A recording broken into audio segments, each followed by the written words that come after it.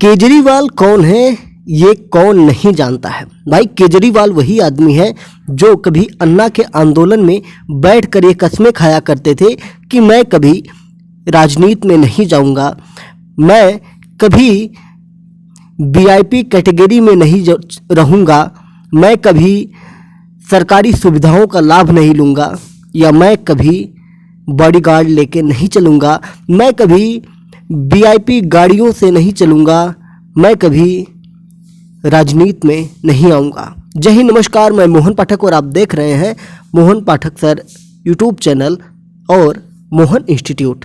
तो आज हम बात करने वाले हैं अरविंद केजरीवाल के बारे में। आपको बता दें कि अरविंद केजरीवाल दिल्ली के 7वें मुख्यमंत्री हैं। दिल्ली के मुख्यमंत्री अरविंद केजरीवाल हैं और इन्हीं के मंत्रिमंडल से थे मनीष सिसोदिया जो कि वहाँ के शिक्षा मंत्री थे, और साथ ही साथ और भी इनके कई मंत्री थे, जिनमें से मनीष सिसोदिया और एक और मंत्री, ये लोग ऑलरेडी जेल में बंद हैं शराब घोटाले मामले में और अन्य मामलों में। लेकिन केजरीवाल को सीबीआई के द्वारा शराब घोटाले मामले में नोटिस जारी किया गया है।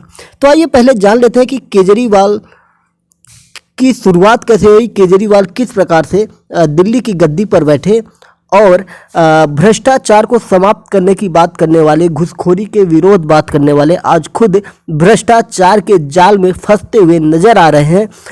मामला कोर्ट में जाएगा, पुलिस की निगरानी में है, वो तो बाद में पता चलेगा।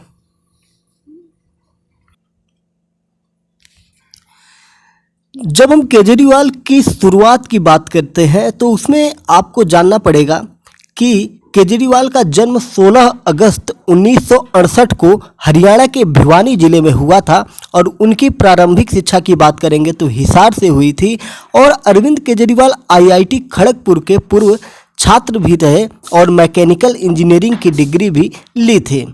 केजरीवाल ने टाटा स्टील में अपनी नौकरी प्रारंभ की थी, लेकिन बाद में उन्होंने सिविल सेवा परीक्षाओं की तैयारी के लिए नौकरी को छोड़ दिया और सिविल सर्विस में वो सफल भी हुए। बाद में अपने सहकर्मी जो उनके साथ काम करने वाली थी, उन्हीं के साथ इन्होंने विवाह किया। उनका नाम था सुनीता केजरीवाल। 1995 में इन्होंने उनसे शादी कर ली थी। कुछ साल बाद उन्होंने अपना ध्यान सामाजिक मुद्दों पर स्थानांतरित कर दिया और दिल्ली के नागरिकों की शिकायतों को दूर करने के लिए मनीष सिसोदिया और अन्य लोगों के साथ क्या किया, परिवर्तन नामक एक आंदोलन शुरू किया था। वह 2011 में एक जन लोकपाल विधेयक को लागू करने के लिए भ्रष्टाचार विरोधी धरने का नेतृत्व करने के लिए अन्ना हजारे के साथ शामिल हुए।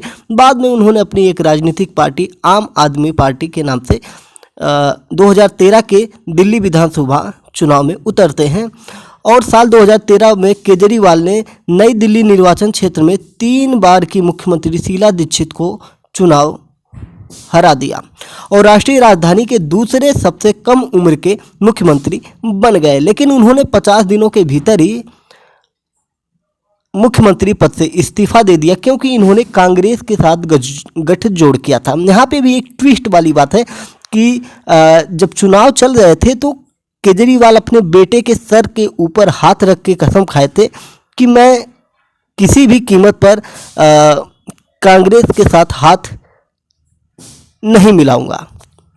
लेकिन उन्होंने कांग्रेस के साथ सरकार चलाई, वो भी 1-2 दिन नहीं 50 दिनों तक चलाई थी।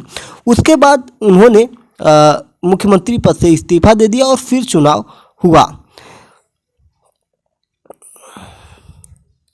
2015 में केजरीवाल अपनी पार्टी की भारी जीत के बाद सत्ता में लौटे और 70 में से 67 सीटें हासिल की। उन्होंने 14 फरवरी 2015 को दूसरी बार मुख्यमंत्री के रूप में शपथ ली। वह 2020 में तीसरी बार दिल्ली के मुख्यमंत्री बने और उन्हें भारत के सबसे प्रमुख राजनेताओं में से एक माना जाता है। और आपको एक बात बता दूं, हाल ही में उनकी पार्टी आम आदमी पार्टी को राष्ट्रीय पार्टी का दर्जा भी प्राप्त हो गया और उसी जगह पर ममता बनर्जी बंगाल की मुख्यमंत्री टीएमसी की पार्टी को क्षेत्रीय पार्टी का दर्जा दे दिया गया। पहले टीएमसी जो थी राष्ट्रीय पार्टी हुआ करती थी, लेकिन उसका परफॉर्मेंस जो कमज़ोर होने की वजह से राष्ट्रीय पार्टी से उनको हटाकर क्षेत्रीय पार्टी में रख दिया गया।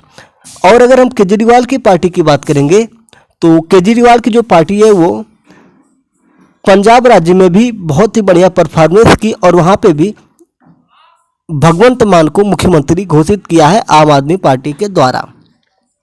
केजरीवाल की एक बात और मैं आपको बता दूं कि केजरीवाल को 2006 में सूचना के अधिकार कार्यकर्ता के रूप में अच्छी भूमिका निभाने के कारण उन्हें रेमन मैग्सेसे पुरस्कार से नवाजा गया था और इसी के चलते वो जनता के बीच में काफ़ी मशहूर हो गए थे।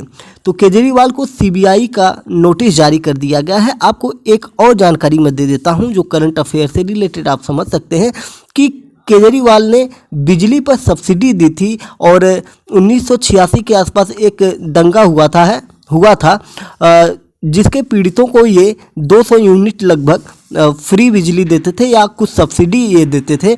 उन सारी चीज़ों को अब बंद कर दिया गया है और ऊर्जा मंत्री जो इनकी हैं उनके द्वारा ये सूचना दी गई है। हालांकि इन्होंने इसका ठिकरा कंपनियों के ऊपर फोड़ा है, लेकिन सरकार ने ही इन सारी चीज़ों को बंद किया। यानी कि पहले मुफ्त का खिलाओ, फिर उसके बाद लोगों के वोट ले लो, सत्ता में आओ और फिर उसके बाद सब्सिडी को बंद कर दो। ऐसे ही आप सिलेंडर वाले मामले में देखे होंगे, जो रसोई गैस का सिलेंडर भारत सरकार द्वारा बांटा गया था।